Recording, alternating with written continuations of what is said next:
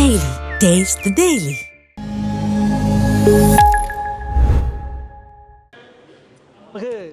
அவைத்தலைவர் அவர்களே, வணக்கம்.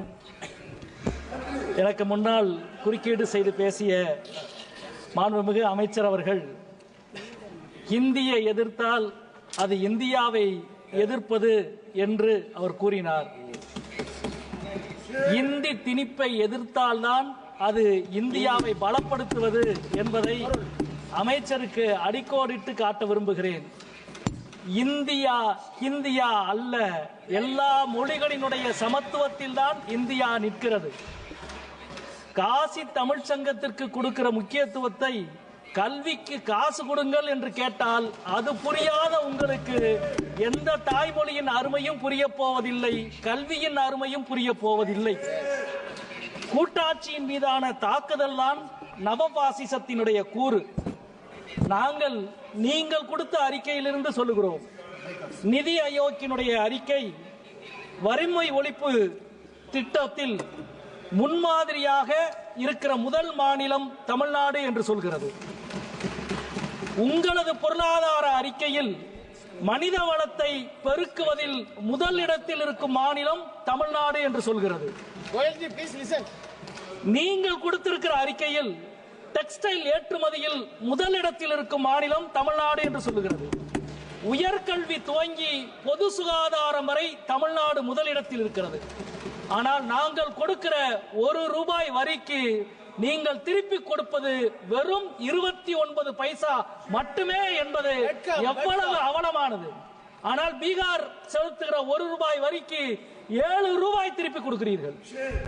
உத்தரப்பிரதேசம் கொடுக்கிற ₹1 வரிக்கு ₹1.75 திருப்பி கொடுக்கிறீர்கள்.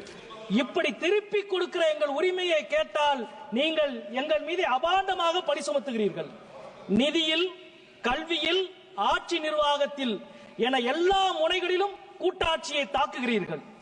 மாநிலங்களை பட்டினி போட்டு பணிய வைக்கிறீர்கள்.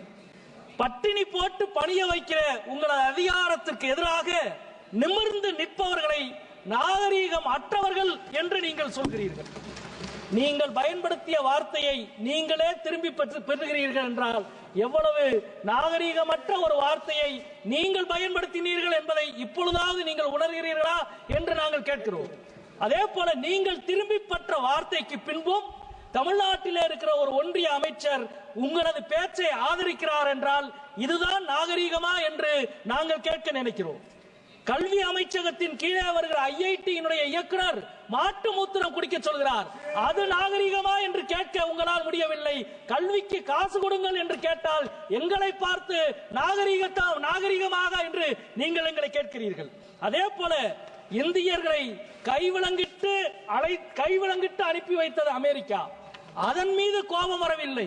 அதற்கு எதிராக கார்ட்டூன் போட்ட ஆனந்த விகடன் மீது நீங்கள் நடவடிக்கை எடுக்கிறீர்கள். இது நாகரீகமா என்று உங்களை பார்த்து நாங்கள் கேட்கிறோம். 3 வருடமாக பற்றி எறிகிறது மணிப்பூர். ஒரு முறை கூட பிரதமர் போகவில்லை. ஒரு முறை கூட போகாத பிரதமர் இருக்கிற ஒரு அவைக்கு மணிப்பூரின் பட்ஜெட்டை தாக்கல் செய்கிறீர்களே, இது நாகரீகமா என்ற கேள்வியை உங்களிடம் நாங்கள் கேட்க விரும்புகிறோம். இதே அவையில் 543 உறுப்பினர்கள் இருக்கிறோம். ஆனால் 848 இருக்கையை இந்த அவையிலே நீங்கள் அமைத்திருக்கிறீர்கள். உங்களது மறைமுக சதி திட்டத்திற்காக தென் மாநிலங்களின் உரிமையை நசுக்க நினைக்கிற உங்களின் சதிக்கு எதிராக இன்றைக்கு தமிழ்நாடும், தமிழ்நாட்டின் முதலமைச்சரும், தமிழ்நாட்டின் அனைத்து கட்சிகளும் இன்றைக்கு ஓரணியில் நிற்கிறார்கள். தென் மாநிலங்களுக்கு நீங்கள் இழைக்கிற வஞ்சகத்துக்கு எதிராக இந்தியாவின் கூட்டாட்சியை காப்பதற்கு நாங்கள் உறுதி பூண்டிருக்கிறோம். அதே போல இதே அவையில் நீங்கள் தாக்கல் செய்திருக்கிற இந்த நிதிநிலை அறிக்கையில் சிறு குறு தொழில்களுக்கு மிக அதிகமான வட்டி, ஆனால் கார்ப்பரேட்டுகளுக்கு மிக அதிகமான வரி விலக்கு. உங்களது வரி கொள்கையை ஒரு வரியில் விளக்குவதற்கு இது ஒன்றே போதும் என்று நினைக்கின்றேன்.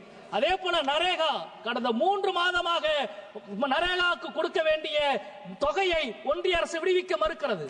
எங்களது மதுரை மாவட்டத்தில் மட்டும் 121 கோடி உழைத்த மக்களுக்கான கூலியை நிறுத்தி வைத்திருக்கிறார் பிரதமரும் நிதி அமைச்சரும் என்ற குற்றச்சாட்டை இந்த அவையிலே நாங்கள் முன்வைக்க விரும்புகின்றோம்.